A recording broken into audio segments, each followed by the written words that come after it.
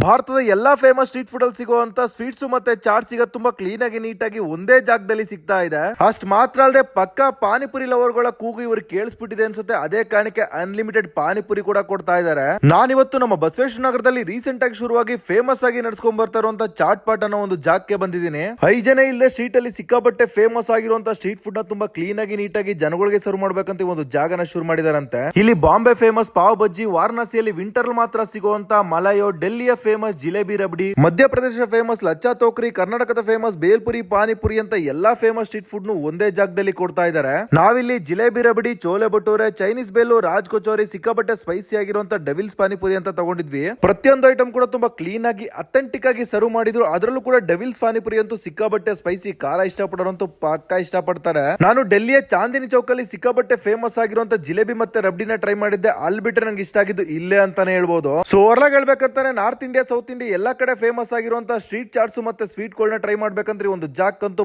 ಪಕ್ಕಾ ವಿಸಿಟ್ ಮಾಡಿ.